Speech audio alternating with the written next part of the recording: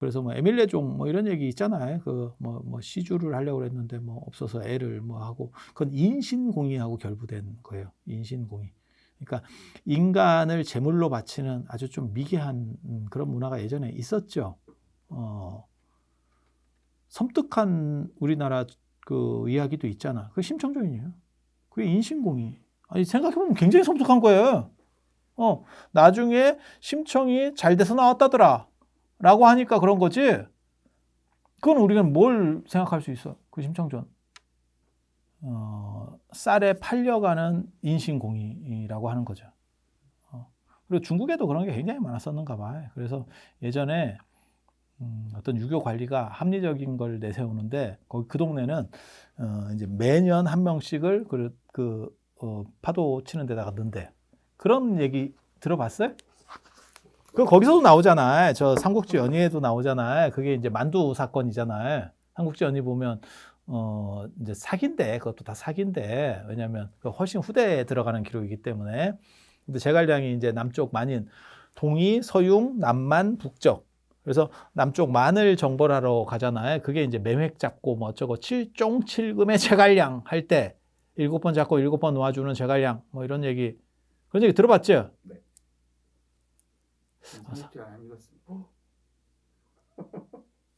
삼국지하고 로마는 얼씬도 하지 말라는 거예요. 로마사하고 삼국지 얘기는 함부로 나발을 벌면 안 된대. 그게 있어. 로마파와 삼국지파들이 아주 전문가를 양싸대기를 치고 뒤통수까지 치는 그런 전문가들이 있어. 제아의 협객들 중에 그런 분들이 굉장히 많아서 요거 한번 잘못 얘기했다가 옛날에 그 설민석 씨가 뭐 공손차 내갖고 찬이형 뭐 이런 얘기 한번 했다가 그거 사실 뭐 당신이 바쁘니까 이렇게 하다 보면 실수할 수도 있는데 그런 거 하나 했다가 훅까지 해. 남자치고 삼국지를 잘 안 한다는 게 참 재밌는데. 남자인가? 맞습니다. 그래서 이제 그때 이제 남쪽을 정벌하고 와서 그때 뭐 넘어오는데 어떤 강을 건너는데 거기다가 이제 사람 머리를 잘라서 이제 제를 지내야 되는 그런 상황들이 벌어졌죠. 그래서 그거 대신에 뭐 49개인가 나 정확하게 기억은 안 나는데 그렇게 해서 고기를 다져 넣어서 이제 만두 만인의 머리 이렇게 해서 만두 같이 이렇게 빚어서 사람 머리처럼 이렇게 크게 빚어서 그걸 대신해서 넣었다. 그래서 제갈량의 합리주의로 어떻게 보면 무속적인 거를 극복했다. 뭐 이런 게 있는데 중국에는 아주 유명한 얘기가 있어요. 어떤 지방에 내려갔더니 거기 그 무속인이 이제 그렇게 인신 제사를 지내는 거지. 그래서 거기다 경랑에다가 계속 사람을 넣고 이러니까 그 지방관이 그걸 이제 없애고는 싶은데 민심이 전부 그걸 믿고 있기 때문에 설득이 안 된대 이게. 그래서 그 제사를 지내는 무속인한테 그랬대. 이렇게 하면 확실히 되느냐. 그랬더니 뭐 확실히 된다 어쩌네. 내가 잘 못 믿겠으니까 네가 좀 들어가서 그러면 얘기 좀 하고 와라. 그리고 걔를 밀어넣대. 그러니까 재물을 넣는 게 아니고 그 무속인을 밀어넣은 거야. 그래서 갔다 와라. 근데 안 오지. 그러니까 협상이 잘 안 되는 것 같다.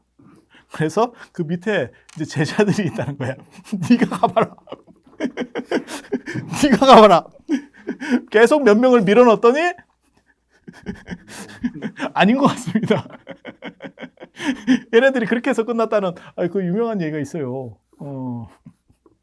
그래서 인신공이라는 것과 결부돼서 이러한 스토리가 만들어지는데 이러한 스토리도 에밀레 종 스토리는 그렇게 연대가 올라가지도 않아요. 그래서 이게 아주 옛날에 만들어진 이야기도 아니고 단지 에밀레 종 같은 그러한 큰 종을 만들 수 없는 상황 속에서 빚어지는 전설. 그리고 종에 대한 전설이 이것만 있는 게 아니고 상원사 종에도 그 전설이 있는 거고 비슷한 전설이 있어요. 그러니까 내용이 비슷한 게 아니고 또 다른 전설. 그게 이제 젖꼭지 전설. 지난 시간에도 젖꼭지를 얘기하고 또 젖꼭지를 얘기하는 젖꼭지 전문.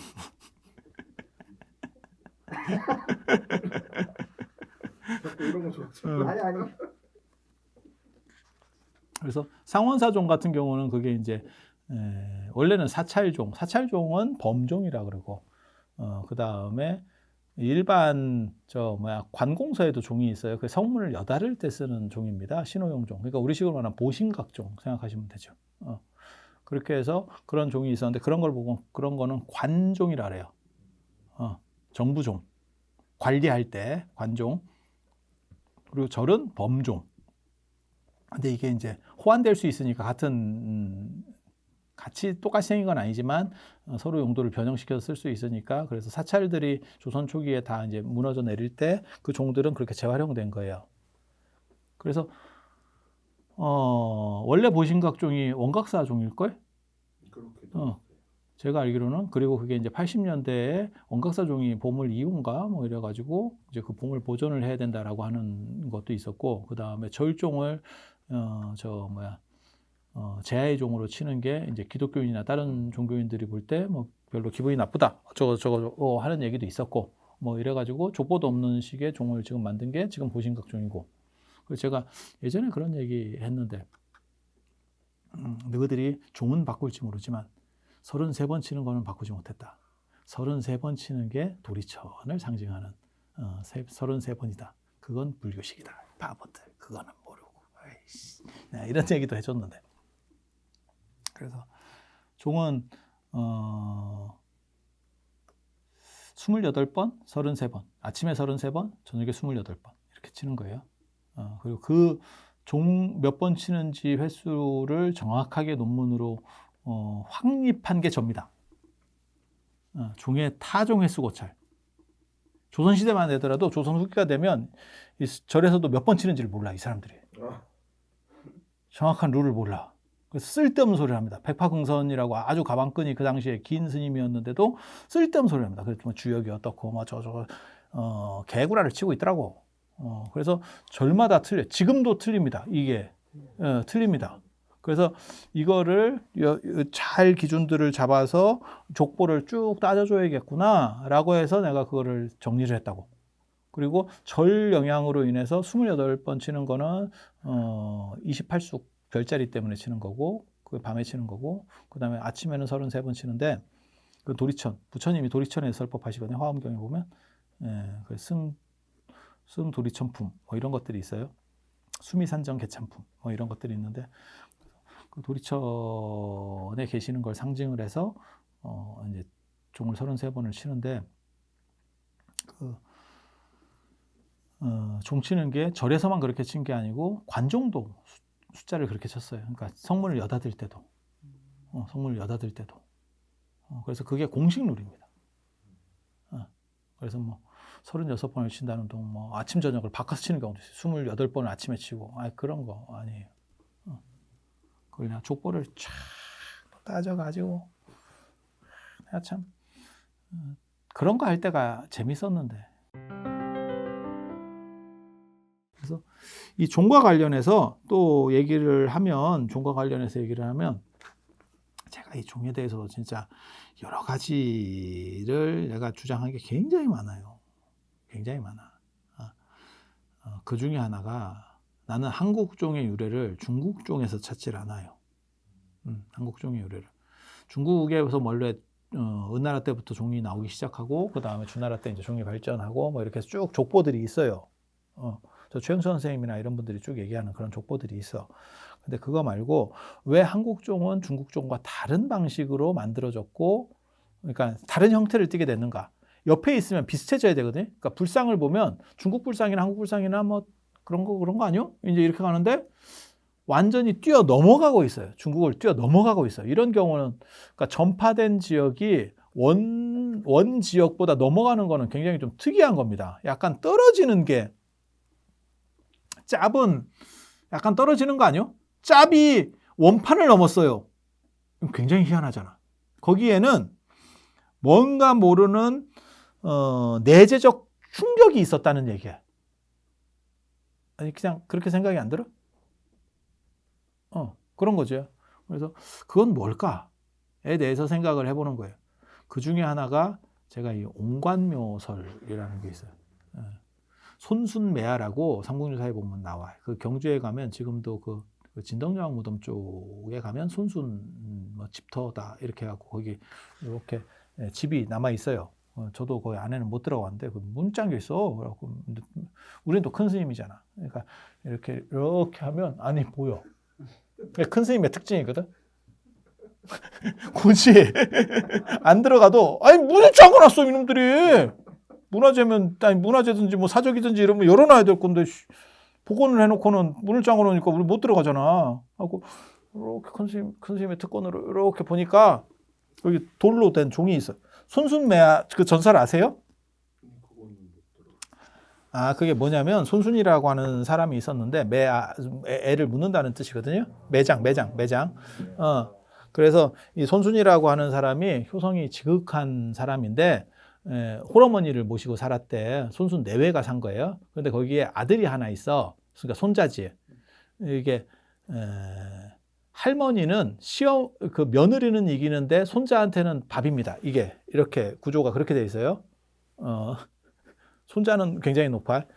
그래서 손순 부부가 힘들게 이제 일을 해가지고 먹을 거를 이렇게 만들어서 어머니를 노모를 봉양을 하면 그러면 이제 아들이 그러니까 손자가 할머니 이러면서 이제 홀라덩홀라 뺏어 먹는데 할머니 입장에서는 그게 안 먹어도 그게 행복한 거잖아요. 그렇게 줬는데 손순이 기가 막힌 생각을 합니다. 어머니는 한 분밖에 안 계시고 애는 또 나면 되니까 묻자.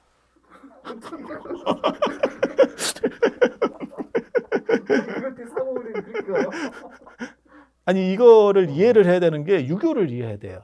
그러니까 손순이 효자라고 하는 부분도 있고 유교적인 저 인간관을 이해를 해야 돼. 그러니까 제가 저번에도 제사에 대한 영상을 찍었더니 악플이 한 2,000개 달렸거든. 악플을 내가 이렇게 쫙 악플 덕분에 100만이 넘었습니다. 나의 비결은 악플입니다. 뭐 이렇게. 근데 그게 풀 영상을 보면 사실은 별 내용이 아닌데 그냥 재미삼아 잘라서 올렸더니 이놈들이 이제 막 악플을 다는 거야. 근데 세계관을 정확하게 이게 인간관이라든지 세계관이 그러니까 불교가 다르고 유교가 다르고 도가가 다르고 다 달라요. 그걸 이해를 해야 돼. 그러니까 기독교적인 게 다르고 다 배경들이 달라. 그러니까 영혼관 하면 영혼이면 다 똑같은 영혼? 사후세계면 다 아니야. 다 달라. 그럼 정답이 뭐냐? 모르지. 불교는 불교라고 말하는 거고 유교는 유교라고 말하는 거지. 정답 알고 싶어? 가봐. 가봐. 그래서 유교에서는 어떻게 생각하는 거냐면 영혼이 존재하는 게 아니에요. 부모 플러스 부모의 정혈 플러스 그 동네의 기운, 그러니까 땅의 기운, 그다음에 하늘의 기운이 섞여서 거기서 하나의 생명이 만들어지는 거예요. 영혼까지 만들어지는 거예요. 심신이 이론론이에요. 그래서 사람이 죽고 나면 뭐 육체로부터 영혼이 떠나지만 영혼이 영생하는 거나 윤회하는 게 아니고 이게 잠재적으로 떠났다가도 얼마 지나면 이게 사라져요. 마치 기차가 움직이다가 브레이크를 밟으면 동력은 없더라도 어느 정도는 가잖아. 관성이잖아. 그 에너지는 존재하고 있잖아. 하지만 기차는 언젠가는 멈추지. 정확하게 멈추지. 맞죠? 더 이상 에너지가 보강되는 게 없으니까. 그런 식으로 해서 흩어져. 그래서 제사를 영원히 지내는 게 아니고 몇 대 지내다가 끝내버리는 거예요. 이해가 됩니까? 그리고 나를 만드는, 그러니까 이건 철저히 유교적인 얘기를 하는 거예요, 지금. 그러니까 불교나 이런 생각을 하지 마. 윤회나 이런 생각하지 마. 나를 만드는 조건이 이런 기운, 하늘이나 자연 기운과 관련이 되기 때문에 인간은 고향을 떠나면 안 돼. 고향에 최적화되어 있는 거야. 내 부모의 정혈과 내 고향이라고 하는 이 조건, 이 자연 조건이 만드는 에너지가 나의 최적 조건이야. 그래서 고향을 떠나면 안 돼. 그게 신토불이야. 몸과 흙은 둘이 아니다. 그게 고향 떠나지 말라는 뜻이야. 그랬더니 농협에서 개 풀 뜯어먹는 소리를 해가지고 우리 농산물을 먹으래. 신토불이를 가지고 어떻게 우리 농산물을 먹으라는 얘기인지를 모르겠어. 무슨 또라이 같은 짓을 하는지도 나도 모르겠는데 그런 짓들을 해.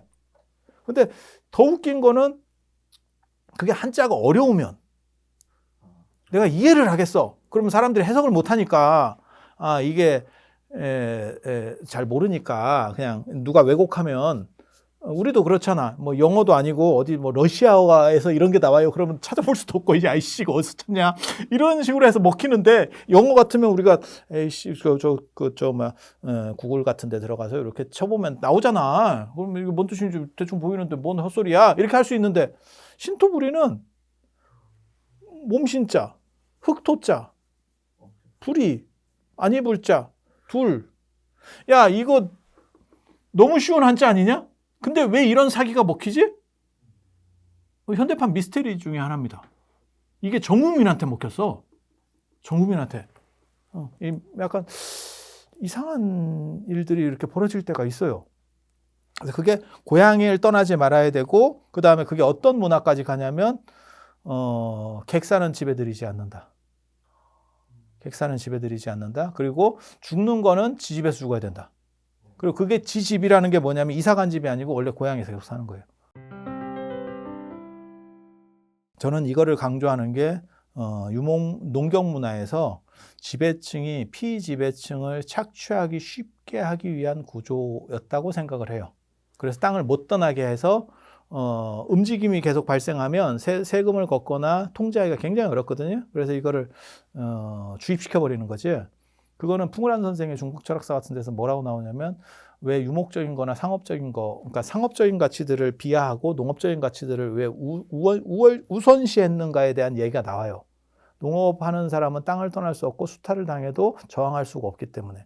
상업을 하거나 이러면 돈 들고 튀어버리거든.